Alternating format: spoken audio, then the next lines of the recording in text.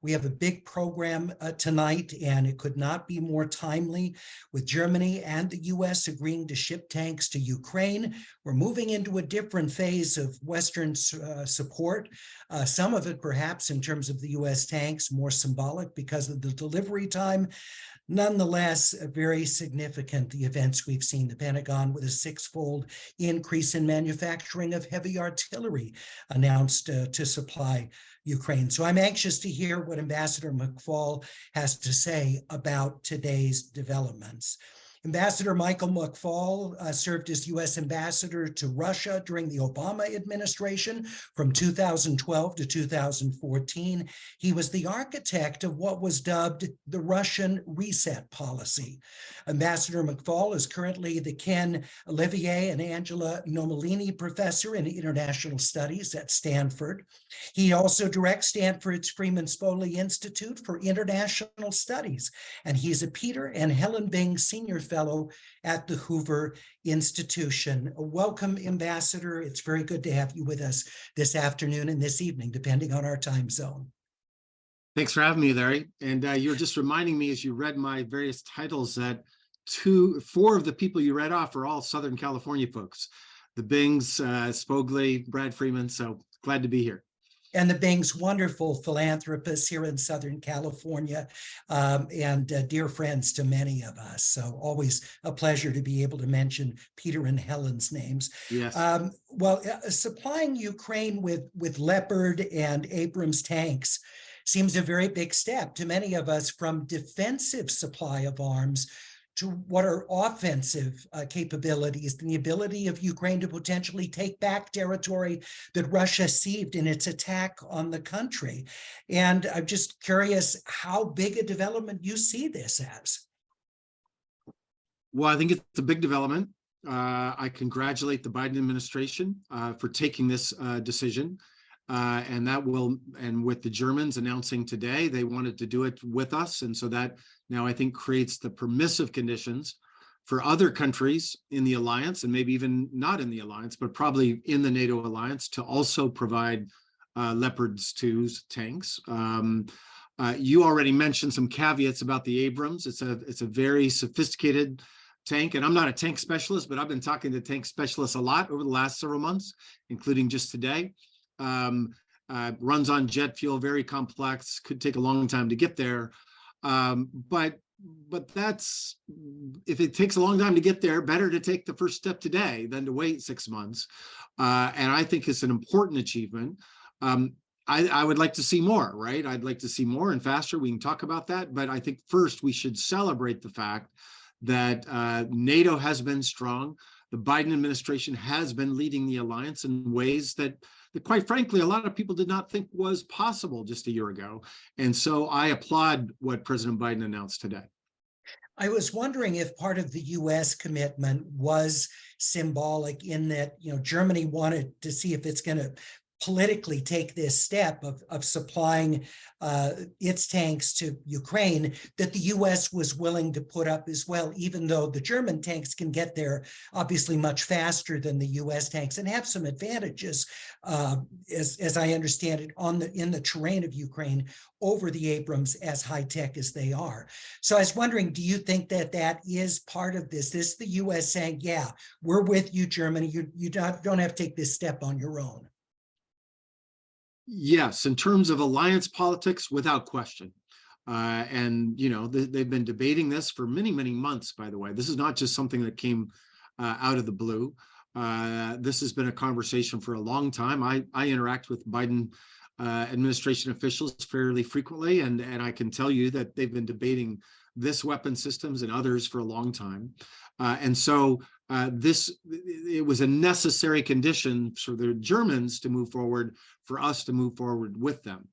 That said, I also talk to Ukrainian government officials fairly frequently, and I want people to understand that they don't see this as symbolic at all.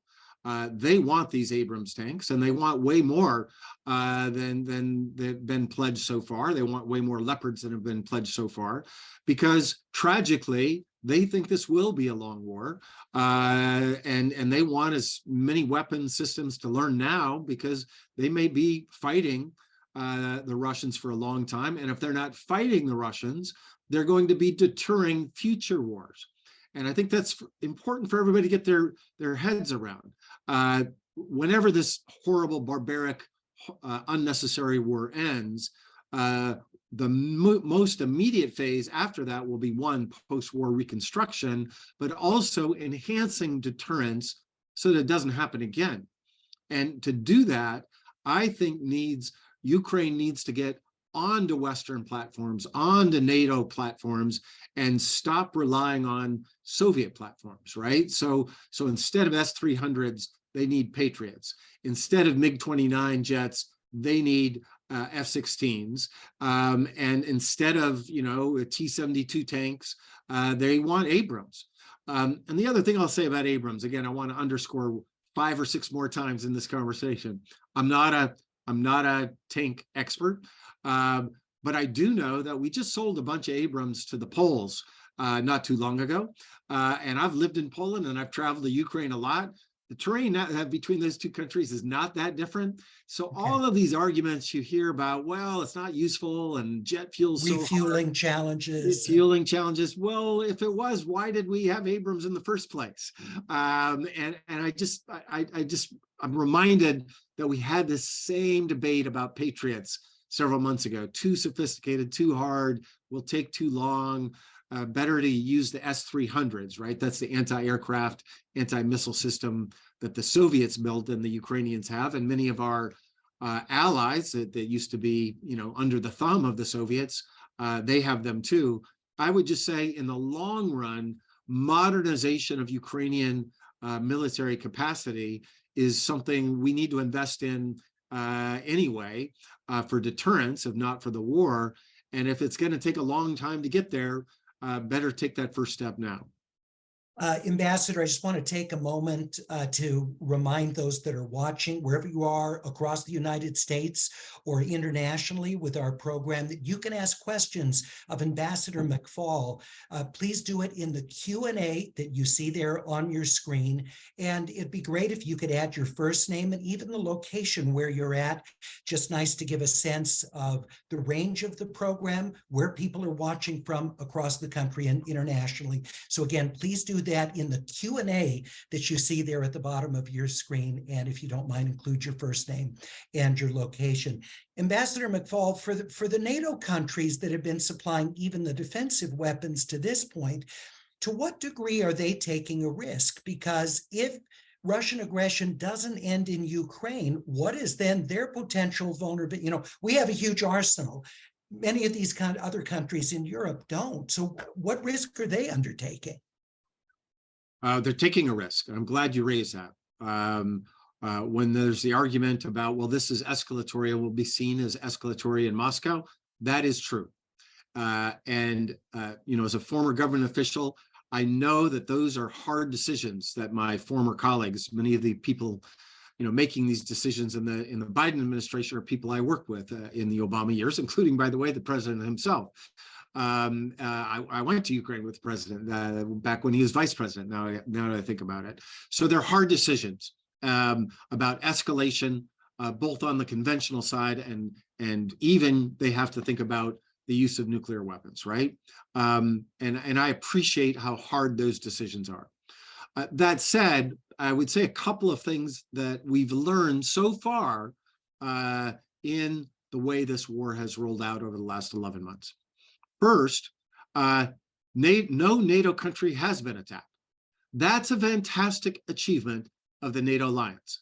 The NATO alliance has deterred Russia from attacking them. That's the purpose of the alliance in the first place, right? And I think in addition to military, we've been talking about military assistance, I think it's important for people to remember the enhancement of NATO that the Biden administration led, 20,000 extra soldiers there now on the front lines, that has enhanced that deterrent capability. That is good news. And at this point, when thinking about a conventional attack, if Putin is struggling already in fighting the Ukrainians, I think it's highly unlikely that he would attack the largest military alliance in the world, anchored by the most powerful military in the world, the United States of America. Remember, Article 5 of NATO says an attack on one is an attack on all. And if Putin were to attack any of those frontline NATO states, we would be obligated by our treaty to defend our allies. And I see that as a very low probability event, given how the Russian military is struggling again, just fighting the Ukrainians by themselves. I'm sorry. Go ahead. Well, just to add, I'm more worried about the use of a tactical nuclear weapon in Ukraine, because I don't think Putin has a lot of great escalatory choices. That's one he still does have. I still think it's a very low probability event. I want to emphasize that. You know, if I were working at the CIA's job is to give estimates about probabilistic estimates about what's going to happen in the future. My guess, I don't have access to classified intelligence anymore, but my guess is that's a very low probability event. But even if it's 2%, we need to be worried about it and do all we can to minimize it. But I still think it's unlikely to happen, and therefore I don't think it's a good argument for deciding not to provide this weapon or that weapon. It may be low risk, but of course, as you're suggesting, high impact if it does. You anticipated my next question, which is, what are the odds that Putin decides to escalate in Ukraine, that he decides come spring, he's just going to, send masses of Russian soldiers in and do everything possible to try and push back on the Ukrainian defenses? Well, that's most certainly what he and people around him are talking about, right? They're talking about the big spring offensive, drafting 300,000 more soldiers, talking about a three-front counteroffensive, not just a one-front counteroffensive. That's the chatter if you watch and listen to Russian state-controlled television. And most certainly, the Ukrainians are worried about that. They've said that publicly. Including the commander of all their armed forces, General Zaluzhny. He said exactly that. He said that's what they worry about. And Zaluzhny himself said he thinks Putin is going to try to take Kiev again. So that we therefore should be worried about that as well. Having said that, I think it's also important to point out that Russia today has already lost over 50% of the territory that it seized last year. So they're not winning, they're losing. By the way, President Putin just changed the general in charge of the war. Leaders don't change their generals when they're winning wars, they change their generals when they're losing wars. Number two, they're making some inroads, right, around these cities called Bakhmut and Soledar. And, different reporting says different things, whether they've captured or not. The Ukrainians say no, the Russians say yes. But they've made some incremental gains there.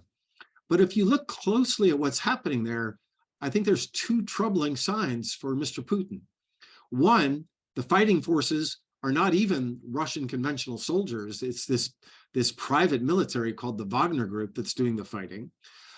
Two, they are losing massive casualties for very incremental gains.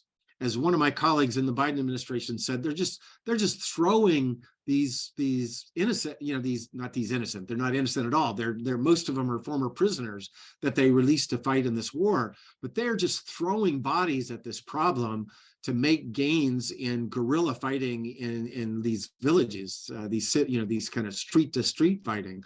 That is not the kind of fighting that you roll your tanks back to take all of the Donbass, let alone Kiev. That's a very different kind of fight that they just haven't shown that they have the capability to conduct. And for the 300,000 that you're talking about from reports, presumably that would require conscripted, non-prisoners, civilian soldiers. At what point does the Russian population, mothers and fathers say, we can't abide this, and Putin starts to lose his grip? Is that a potential result? Well, again, I want to underscore, I'm a political scientist, and I've written about revolutions. I teach a course on revolutions and democratization. And I want to say very humbly, we in political science, we're really bad about predicting those kinds of events.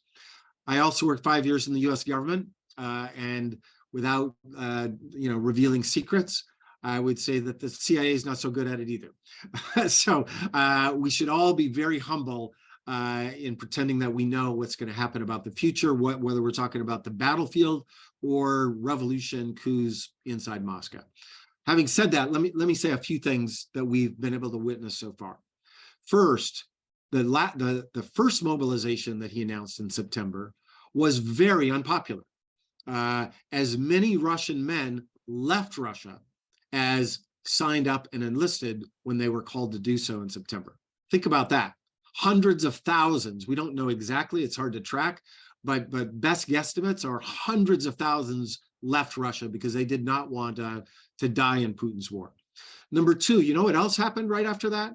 Massive uptick in Russian viewership of independent media, mostly in exile these days, and of opposition YouTube channels. Mr. Navalny, Alexei Navalny, the leading opposition figure, his team still runs opposition, it's called Navalny Live, these YouTube channels. Their numbers went way up. Why is that? Because people were anxious about that mobilization. So I think if he does it again, you're going to see those patterns again. And I don't want to predict that leads to revolution or anything like that. But his numbers are soft in support of the war. Most people, support the war. By the way, remember with these polls, you have incredibly high rates of non-refusal. And we shouldn't be surprised by that. If you can go to jail for 15 years for criticizing Putin's war, guess what? You're not that motivated to answer anonymous pollsters' calls. But even with those flaws, we see declining support. And we see it also being very surface level, right? People support it because it's the government, but they also, polls show that if Putin announced a ceasefire tomorrow, 70% would support that. So I think, the support is there, but it's not very robust. And to what extent do you think the Russian public sees Ukraine as part of Russia, not just the Crimean Peninsula, but the totality of Ukraine? Again, it's hard to know. If you go back and you look at opinion polls, I'm just doing this off the top of my head, so I should be careful here. I should have brought my polling data. I used to do polling in Russia quite extensively, and if you're a taxpayer, you paid for it. So thank you. I'm not doing that these days. I'm banned from Russia. I can't do field work in Russia anymore. But if you look at polling before the war, what was very striking about it was that people did not accept this narrative that Putin puts out there that says, Ukrainians are just Russians with accents. 30 years after the collapse of the Soviet Union and independence, you see it in the polling that people had learned to accept that Ukrainians are different. And just, by the way, just because you speak the same language doesn't mean you can't be part of different countries. I grew up on the Canadian border. They spoke the same language I did, almost with the same exact accent, by the way, but everybody understood they were Canadians when we were Americans. So I think that myth that Putin has tried to propagate has not fared very well. Number two, nobody has done more to develop a sense of Ukrainian nationalism and civic identity, not ethnic identity, very important, civic identity, because there are lots of people that identify ethnically as Russian in Ukraine who consider themselves citizens of Ukraine. Don't buy this propaganda out there that they're all, waiting to be part of Russia. We've seen, even on the ground, we've seen when these cities have been liberated that that's not true. And I think that has been a cataclysmic failure of Putin's invasion. More than probably any moment in the history of Ukraine, he's helped to consolidate that national identity, and that national identity is looking west, not east. And I think that the Russians, if they're, again, information flows are hard, but I think that divide will be a lasting legacy of this tragic war. Ambassador, let's talk about Russia's economic status, because Putin undertook this war with great risk and with the apparent belief that there was enough leverage with Russian fossil fuel over Europe, that he would get a tepid response from NATO as a result. Well, we have seen unseasonably warm winter in Europe, as well as creative ways that the EU has been able to work around the significant restriction on natural gas and oil. So where has that left the Russian economy at this point, and how does that affect Putin's hold? So, Larry, you're absolutely right, to the best of our knowledge, about Putin's assessments, right? About what would be the reaction. And there was some reason for him to think that, because that's what happened when he invaded Georgia in 2008. Do you know how many sanctions were put in place against Russia after 2008? Zero. Not a single person was sanctioned after that war. 2014, there were more sanctions, way more comprehensive than at any time against Russia. And President Obama, I was out of the government by that time, and Angela Merkel should get credit for that. But it was still tepid compared to what we've seen today. And that's what Putin was counting on. There's no doubt in my mind, listening to his propagandists and the best we can tell about his thinking, he thought Europe was going to be divided. Remember, he's been cultivating allies in Europe for decades now. People that think along his kind of orthodox, conservative, autocratic values, people like Viktor Orban in Hungary, and Salvini in Italy, and Le Pen in France, this illiberal international, I call them. He's been cultivating these relationships for a long time. And so he underestimated the unity of the West, and particularly Europe, with respect to what they did. I think it's just fantastic. I think we should give the Europeans a lot of credit, because if you go back and you look at what people were saying in January, February, and even after the war began, everyone was saying there's no way we can cut off oil. There's no way, especially gas. And yet they've done it. And he underestimated that. And it is costly to the Russian economy, and it is costly to the Russian government, which relies heavily on the export of energy as a source of income to support this war. And then combined with all the other sanctions, there have been economic impact in terms of lower GDP rates this year, lower GDP rates expected next year for sure. That said, I think it's also important to acknowledge that it's not enough to change Putin's calculus, right? He has not ended the war because of sanctions. That doesn't mean they're ineffective. I think that's an important distinction. We sent these incredible systems, they're called HIMARS, right? These long-range rocket systems that the Ukrainians talk about them as being a game changer with respect to the way they can fight the war. But the HIMARS haven't ended the war either. But nobody would say, well, the HIMARS were ineffective because they haven't ended the war. I think that's an important analogy with sanctions. I think the longer the war goes, the more economic consequences there will be. And I hope that in 2023, we won't just stop with the sanctions that we've put in place, but we'll begin to ratchet them up.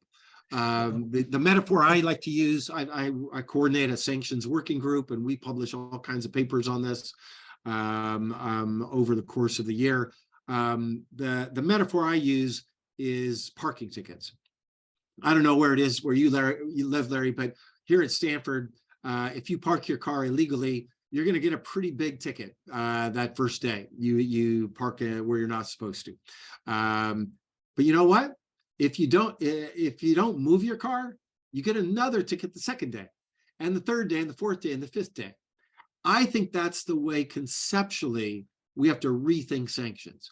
Right now, we kind of do it in response to an action that Russia takes, or something horrible that happens in the war, and then we stop.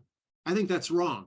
I think every day that Russian soldiers are occupying Ukraine, the sanctions need to be ratcheted up. Ambassador, so we see next year, just from what I've been seeing, Russia seems also well prepared to deal with what it's going to need for its energy come winter. So over time, if Russia doesn't withdraw, if the fight for Ukraine continues into next year, one would have to think, given the large role that energy plays in the Russian economy, that this is going to see itself in other aspects, whether it's employment, inflation, and other aspects of the government. So just looking out, again, I know we don't even want to predict a month from now, but it would seem that in the long term, as long as Ukraine can hold out and continue to resist the Russian offensive, that time is on its side. Do you agree? Yes and no. Let me be specific. So one, all those things you described will happen. And I didn't go through all the things that have already happened, right? The thousands, 1,500, whatever the number's up to now, of companies that have left, foreign companies that have left and are never going back. Russia will never benefit from that kind of economic activity as a result of that. Tens of thousands of the best and brightest of Russia have also left. I don't think they're going back anytime soon, too. Other long-term negative effects for the Russian economy. And I could go through a long list of those things. There's one problem. Russia's a dictatorship. So those that are suffering economically, they're not going to vote Putin out of office. They don't have that ability to do so. So that's the first problem. And then the second problem is, yes, those things are happening, but because Russia has so many natural resources that it can export, and increasing to places like China and India that are not participating in sanctions, Putin has, I think, a pretty long tail in terms of how he can finance his war compared to, say, other countries, smaller economies. I was part of the sanctions team, put in place sanctions against Iran, by the way. We put our first big round of sanctions in 2010 to try to pressure Iran to negotiate over their nuclear weapon systems. And then we put in all kinds of more sanctions after that. It took 5 years before it had a choking effect enough that the Iranians started to talk to us. And that's with a much smaller economy than Russia. So sanctions need to keep in place. They will have those effects. But when they actually change Putin's calculus, that's a lot harder to predict. Okay. And what's going on with India? So why does India take this neutral position and has upped its purchases of Russian energy like 30-fold? What are the reasons behind that? Well, first, I just want to say I think it's tragic that they have. You know, for me, when I used to study, my PhD dissertation at Oxford, by the way, Larry, was about you know, the end of empires in Southern Africa and great power competition over Africa. So I used to study colonialism many decades ago. This war that Putin has launched, this invasion of Ukraine, is obviously an attempt to recolonize Ukraine, right? They gained their independence 30 years ago, and now he's going back in to try to subjugate them. And so I would hope that all former colonies of the world, including India and everywhere else, would see it in those terms and would say that you know, if you're against colonialism and you're for national liberation and sovereignty, you know, we had a big discussion of those things in the 50s, 60s, and 70s, and even 80s around the world, you should be supporting the Ukrainians. Tragically, that's not the frame that governments and societies in the global South are using. Some do, by the way, it's not black and white. Some do. Remember, there was an incredible speech by the Kenyan ambassador to the United Nations in the run-up to this war that framed it in those terms. So it's a debate in different places. The Indians don't see it that way. And, you know, their argument, when I talk to Indian officials and, you know, academics, is one, they frame it in different terms. This is not a war of colonization. It's you know, it's another conventional war in Europe, you know, echoing back to World War II. And two, they say, well, we have to do what's in our interests. And right now we can get energy supplies from Russia at a highly discounted rate, right? The Russians have to sell their oil at like a 30% discount because of sanctions and the difficulties of shipping it around. And they say, well, you know, we need that for our economy. So you asked me to explain it, and I think that's the explanation. So it's I don't agree with it. I'm just explaining why. but it's largely economic self-interest as they Yes. see it. That's the Yeah, frame through but which I would they see add, it. let me add one more thing. There is this legacy of the Cold War that lingers. Remember, the Indians were big trading partners with the Soviets during the Cold War. A lot of military, weapon sales from the Soviets and Russians to the Indians. And amazingly, those legacies last a long time.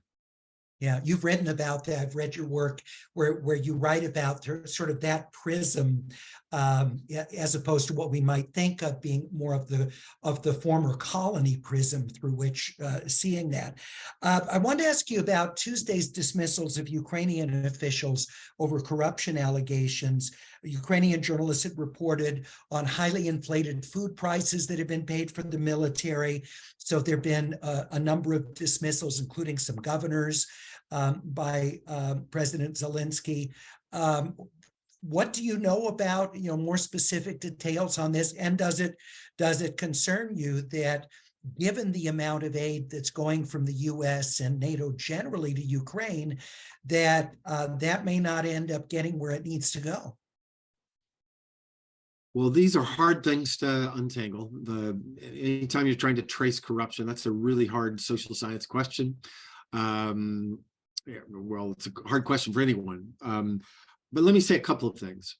One is, I think there's a conventional wisdom in my country, at least, and I think probably in many countries in Europe, that Ukraine is this corrupt place and it's always been corrupt. And, I've heard people even talk about like cultural, proclivities towards corruption. I think that's all a bunch of hogwash. There's corruption in all countries, including the United States of America. Reading about it every day.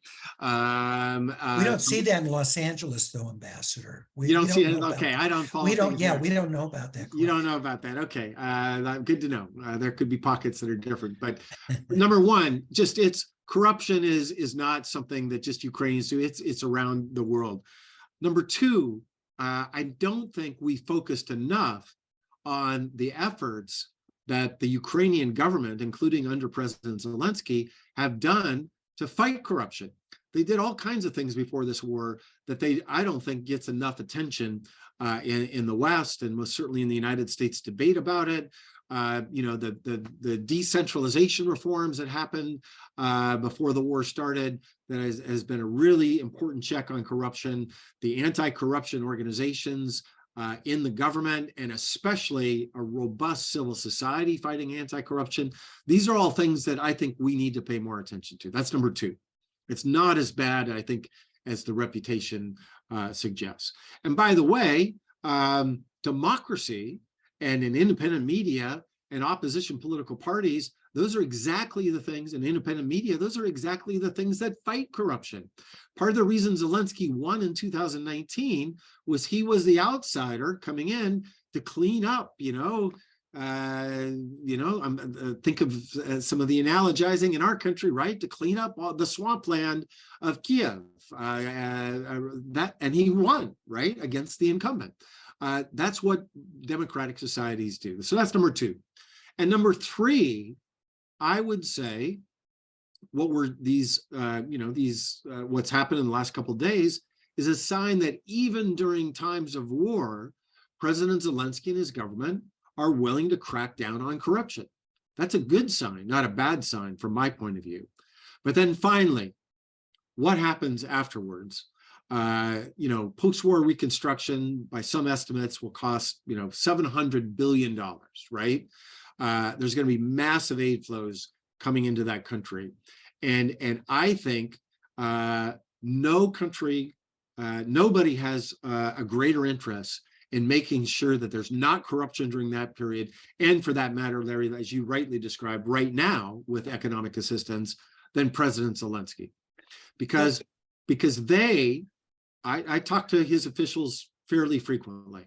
They don't believe that the Western governments are going to give, $750 trillion to rebuild the Ukrainian economy. They don't say that publicly. They're going to push as hard as they can, but they don't think we're going to do that.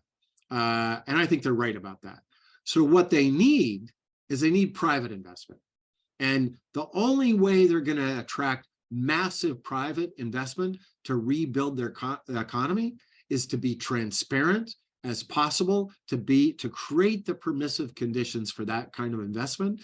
And therefore, they're highly aligned, I think, to be anti-corruption advocates within their government. Let's go back to the spending that the U.S. is doing now. Estimate I've seen $40 billion military aid for Ukraine. Is there an upper limit that you think, or if this ends up becoming protracted for years, is this something that is just so existential for Europe that we need to fund it limitlessly, or is there a point at which we say we simply can't afford to continue doing this? Well, I saw some former politicians on the line before I got on, Larry. You should ask those guys. Ask those people that understand domestic politics here in America better than I do, because I think it's a serious domestic political matter. But let me speculate a bit.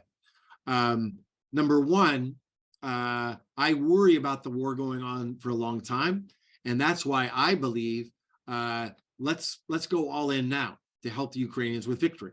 So I applauded what the announcement today, but let's do more. Let's provide jets. Let's provide ATACMS, these long-range missile systems. Let's provide Reapers and manned armed autonomous vehicles, drones. Let's go all in now to help the Ukrainians liberate their territories now, because a protracted war, I don't think, protracted war is a euphemism, by the way, for just letting people be slaughtered on the battlefield. I want to be very clear about that. When I hear politicians sometimes say, we should just let this go on for a long, long time, and then they'll eventually be exhausted, what they're really saying is, let's just allow a lot of people die for years and years and years. So I think that's an immoral position. But number two, I also worry about the politics here in the United States and in Europe as well. And that's why I think pushing for breakthrough now is not just the moral position, but I also think it's the politically prudent one, because if it begins to grind into a protracted stalemate, I worry about domestic support. Most certainly the elements of the Republican Party have talked about that already. I think we're going to see a bigger divide in the United States between those that will say military support, yes. Economic support, no. Okay. Europeans should do that. That's a dangerous place I think we're going to get closer to. And finally, when we roll into presidential elections, again, I'm not an expert on American politics. I'm just an observer. But I do know that there's a prominent candidate, Mr. Trump, that's never been a big enthusiast for aid for Ukraine.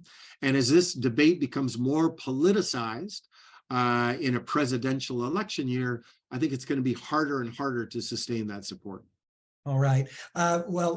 Kiwi, one of our viewers, just was wondering about the depth of American support for some of the rhetoric from some Republican politicians who are against. And I know you said maybe better to let domestic experts, but you've had a chance to see how these sorts of political arguments have carried out in other issues, whether it's Iran, we're talking about North Korea, or other countries. And so do you think this is going to be a central issue in the upcoming presidential election, or in what you've seen typically the domestic economic issues supersede that? Well, let me say a few things. First, public opinion polls still show strong support for assistance to Ukraine. So maybe it's not where it was 6 months ago, but if you look at those numbers, Chicago Council on Foreign Affairs, I think, just published some numbers a few weeks ago.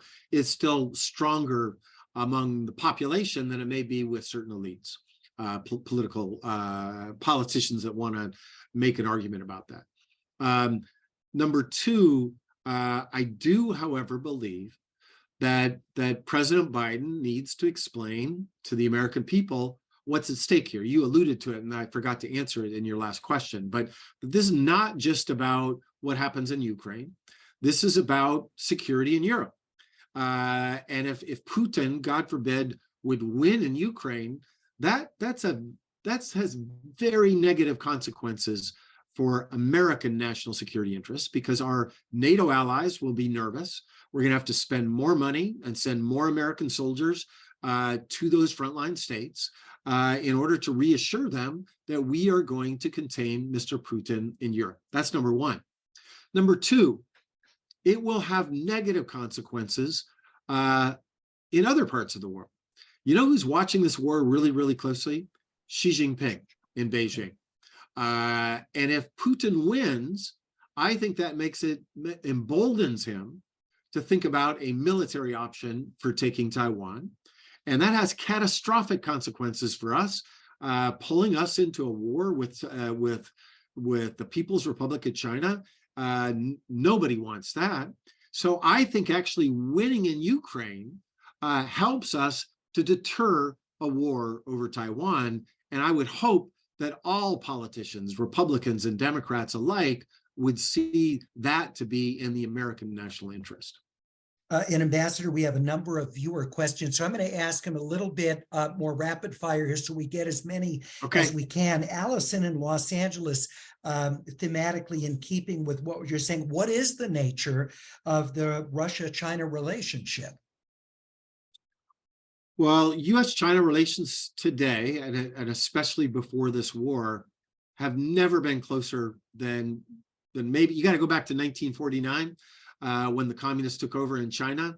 And even that honeymoon period between communist China and communist Soviet Union didn't last very long. Remember, there was a big Sino-Soviet split fairly quickly after that. They have come together. They are close partners. In part, it's in reaction to us, right? It's an autocratic alliance. It's not an alliance formally, but they're very close. A lot of the economic relationships deeper. Ideological relationship is deeper. And right before Putin invaded Ukraine, they signed this really long document on February 4th. Putin was there for the Olympics. And you should go look at it. It tells you about the depth of that relationship. And that troubles me, that concerns me. I want to be clear about that. Having said that, I think there's also evidence that Xi Jinping is disappointed in the conduct of Putin's invasion in Ukraine. I don't think he's sentimental about, whether this is a good idea or bad idea or the rules of the international system, but that Putin is performing so poorly makes Xi Jinping nervous. And in one of their last meetings, I think it was in Samarkand in Uzbekistan, that came up. Putin said, I know you have concerns about what we're doing. And I think it's very interesting that Xi Jinping has not been full in supporting of Putin's war in Ukraine, rhetorically, not at the United Nations. He is not giving him, to the best of my knowledge, maybe he is secretly, but so far he's not giving him military assistance. The North Koreans are, the Iranians are, the Chinese are not. And so far, again, the best of my knowledge, in the public domain space, he's not violating the sanctions regime. That's also very curious to me. He's not giving Putin, technologies that they want. And that suggests that there's probably a little more tension in this relationship than one might see on the surface. And also looking at this through what you were saying earlier, the prism of Taiwan, communist China relations as well, that whole issue. Brooks asks, if Putin were to be removed, if he were to be incapacitated and could not lead Russia, would he likely be replaced by a right-wing militaristic general? Again, I want to just be humble. You're asking me to, Ruth, I think, to ask the question, right? Predict the future. And, I've gotten some things right over the years, over the decades of writing about the future, but I've gotten some things wrong. And so I just want to keep saying, I don't know the answer to your question. And you should never believe anybody that answers your question and says, oh, it'll absolutely be this way. We just need to be humble in what we can predict. Having said that, with that caveat on the table first, if Putin leaves office for health reasons in a kind of normal way, I think that somebody like him or his hand-pointed successor would be the most likely person to take over. I don't I think it's a low probability event, but not a zero probability event that a right-wing coup could take place, a right-wing general could take over. And by the way, if you're really interested in details, I just started on Substack. And I just wrote a long piece exactly about these different scenarios. And so you can go look it up. And all the articles on Substack are free on my account right now. So please, if you want to get into the details, go check it out on Substack. But here's the longer term. You know, and it reminds me of like the end of Stalin or the end of Brezhnev, and especially Brezhnev. He was in power for a long time, and immediately after him, a couple of people took over who were kind of like him, but eventually there was pushback and there was a move back, and it was like, we've got to get off this track we've been on of this imperial, you know, aggressive foreign policy abroad and economic stagnation here at home. And that led to Gorbachev coming to power. I think, like Brezhnev overreached in Afghanistan, and that was one of the causes that unraveled the Soviet Union and led to these reformers taking over. I think Putin did overreach in Ukraine. It's having really negative consequences for the economy, for the economic elite in particular inside Russia. Very few people are benefiting or like this war in that circle of people. I used to know that circle rather well. And I think the first person to take over will probably be some Putin protege, but I don't think that system will last very long. I think there'll be pressures from the economic elites and even from society to say, you know, we did Putinism for 25 years. It's time to try something else. And I think there's a lot of sentiment in society that will want to eventually push in that opposite direction. And is that because part of Putin's authority is a kind of cult of Putin? And so if you have someone handpicked or someone Putin-like, it's still not Putin. And so that sort of power of the cult doesn't continue? Correct. Absolutely. He's been in power forever. They've nurtured this cult of personality very deliberately, right? You've all seen him riding with his shirt off on horses and fishing and, you know, flying jets and all that stuff. There's nobody. Well, part of his problem is that he's cultivated such a cult of personality and wiped out all other political figures that there's nobody obvious that could fill his shoes, right? So sometimes there's these people talked about, you know, Yevgeny Prigozhin, this guy, the head of the Wagner group, he could come in. The Chechen leader, you know, could come in, or there's the new person. There's Nikolai Patrushev, who's the general, who's the current secretary of the Security Council. His son is the new leading light. You know, he could come in. None of them have political followings inside Russia. None of them have the kind of cult of personality. That's a good phrase. And I think they would struggle to consolidate power. I want to get in real quickly, 2 more questions from audience members, if we could. Good. Ron asks, how could Putin have miscalculated so badly in Ukraine? It's a great question, Ron. I would say a couple of things. One is, if you've been in power for 2 decades, you stop listening to your advisors. You stop having pluralism around you in terms of your advisors. You think you know everything. And that most certainly was the case with Putin, even when I was serving as a US ambassador, listening to him. And then there was a decade more where he's been in his bubble, literally lives out at his compound, doesn't come into work very often. So he's disconnected from sources of information. Number 2, he's a former KGB guy, remember? So he really leans on that secret intelligence that comes from him from the intelligence community. And he's not, he's not triangulating it with independent media or reading the New York Times or reading Ukrainian news. He's in that information bubble. I think that's a second reason. And then third, all those generals have a reason to exaggerate their capabilities when talking to the big boss. And I think that also happened. And then fourth, it's related to this information vacuum.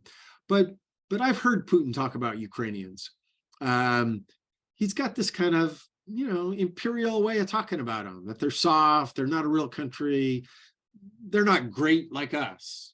And I think he grossly miscalculated their will to fight, their ability to fight. And I think, I can't prove that, but remembering some of the times I heard him talk about Ukrainians before, I think that bias that he had about the Ukrainians served him very poorly. Well, and probably all of us underestimated the Ukrainian resolve to defend the country. I think it's been an amazing show of fortitude and risk-taking and a sense of national identity. What we've seen from Ukrainians, it's just it's been quite remarkable. Erica asks, if Putin perceives the war is lost, what might he do? Again, Erica, I don't know, and don't believe anybody who answers your question definitively, because nobody actually knows. By the way, that's part of the problem, right? We don't have a lot of interaction with Putin right now, and that's bad. I would like to have more send Henry Kissinger there. Henry used to have a really good relationship with him. Just the fact that we don't have much information about his thinking troubles me. But I would say two things. The conventional wisdom is that it's the rat in the corner metaphor, off ramps and those kind of metaphors, and we better be afraid of that. And I think we need to worry about that. I don't want to be dismissive of that, but I would also say that there could be the exact opposite response. That if Putin feels like he's losing, that might be when he started calling the European leaders that he's closest to and say, we don't want World War III over a fight in Crimea. Help me pressure Zelensky to negotiate an end of this war that does not include Crimea or does not include Donbass as going back to Ukraine. Again, I don't claim to be able to predict this, but that to me is a much more plausible scenario than him saying, oh my gosh, we've lost Donbass, let's drop a nuclear weapon on Kiev to punish them. There's not a lot of military utility to tactical nuclear weapons. People constantly exaggerate it. People always go back to the one time they knew that nuclear weapons were used, right? Japan, 1945. Well, those conditions are radically different than this moment, right? Number one, Ukrainians don't feel like they're losing this war. They feel like they're winning. Number two, they feel like it's a just war, not an illegitimate one. And number three, I talk to Ukrainians every day, including about these things. My prediction is if Putin did such a horrific thing, the Ukrainians would fight harder, not say, oh my goodness, we've got to stop fighting. Now that they killed our kids with a nuclear weapon, let's give up. And the last thing I'll say on this, quickly, think about how Xi Jinping is going to react to that. Think about how the entire world will react. Think about how even Russian society and maybe even Russian generals would react to that. I don't think a lot of people are going to be saying, including Russian generals, oh, that was a really great thing we just did. Ambassador, this is absolutely fascinating. We're right to the close, and I want to combine. Good, because I think I'm losing my voice. Good. Real briefly, this has to be like a 40-second close, but I want to combine a viewer question with your close because I think it'll dovetail. Philip asks, what do you see as the end game in Ukraine? Again, Philip, I don't know, but I know what the best end game is. And that's the one that President Zelensky talks about, is liberating his land from the Russian occupiers. By the way, that makes the negotiation about the peace settlement easy because we know where the borders are. They believe they can do that. And I think we should give them the weapons to try. All right. I want to thank you, Ambassador. This has been extremely enlightening. We so appreciate your vast experience that you're able to bring to bear on this topic and to talk with us. And I'm sure we'll be hearing a great deal more from you in the months to come on this. Thank you very much. In fact, you We can really tune in appreciate at it. 8 o'clock tonight on MSNBC. We'll be talking about all these things again. We won't have to If wait you want long. one more bite at the apple, but All right, is great that 8 questions, Larry. o'clock, Thanks for having me. 8 o'clock Pacific, I trust. 8 o'clock Pacific. Yes. Okay, yes, for those yeah. watching on the Good East point. Coast, that's 11 o'clock on 11 o'clock. Yeah. MSNBC. 11th hour. Yeah. Good to see you. Bye-bye. Ambassador, thank you. Ambassador Michael McFaul, and it's been a pleasure being with you this evening. I want to turn the program back over to Janice Kamener-Resnick, who's going to share with you some important information about America at a Crossroads and our upcoming programs. Janice? Thank you so much. And thank you, Ambassador McFaul and Larry, for what an amazing conversation that was. And we also wanted to acknowledge the pain being experienced by so many people this week in the mass shootings in California and beyond. Next week on February 1, we host distinguished foreign affairs journalist, analyst, and author Robin Wright. Robin Wright has covered wars, revolutions, and uprisings around the world with a special emphasis on Iran and the Middle East. She has reported from more than 140 countries in her most illustrious career. She writes for The New Yorker and is a joint fellow of the U.S. Institute and the Woodrow Wilson Center. She's written 5 books and co-authored 3 others. She will be in conversation with the great, as you all know, Larry Mantle, and the focus will be on the analysis of the meaning and direction of the ongoing uprising in Iran and more generally on Iran's power in the world. Always, by the way, our programs, if you missed one, you want to go back or listen again, all of our programs are available. All you have to do is click on the links we provide in every single email. You can also just go to YouTube and Google America at a Crossroads or search for it, and you can find it there as well. Now, please welcome my colleague and friend, David Lehrer. Thank you, Janice. I just want to remind folks, we had Ambassador McFaul on precisely 1 year ago this week. And it's a very different picture that he painted and that we've discussed this evening than it was a year ago. It was far glummer, and their expectation of disaster was 1 month out, right before the Russian invasion of Iran. Following next week's Iran-centered program that Janice mentioned, we'll have Congressman Adam Schiff on February 8th with Warren Olney moderating. He'll be followed by David Frum with Pat Morrison. And then we begin March with former chair of the Republican National Committee, Michael Steele, and Sarah Longwell, the publisher for The Bulwark, discussing the future of the Republican Party. I want to thank you all for watching. And if you haven't watched these programs before, the kind of discussion we had this evening is the perfect example of what we strive to deliver to our audience at America at a Crossroads. Until next week at 5 o'clock p.m. Pacific, we thank you for watching and hope to see you again.